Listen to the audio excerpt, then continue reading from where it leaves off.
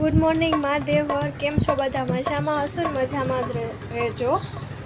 આજે છે લાભ પાંચમ અને આપણા ભાઈનું જે પ્લાન્ટ છે એની બીજી બ્રાન્ચનું ઓપનિંગ છે, તો અમે લોકો ત્યાં જાય છે.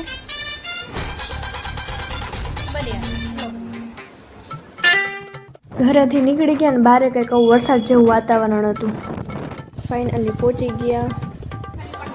એટલા બધા મહેમાન હતા, નાસ્તા પાણી કર્યો અને હવે ચાલવાનો ટાઈમ થઈ ગયો. અને આ એક કૂતરું જો છે ને તમારે જેવું છપરું, અને ઘરે આવીને તો આ બે એમ કે અમને મૂકીને ક્યાં વયા ગયા હતા.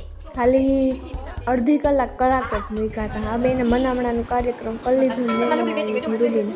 મારી જમવા, મારી છનોલી જમવા, મારી દીકલી બોલ દે તો મારો દીકલો કોલ દે તો.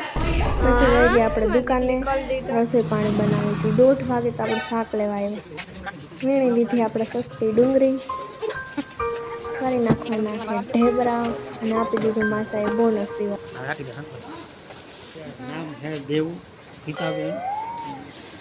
આડે એટલા ભારે હતા ને માસા તૈસા થઈ ગયા.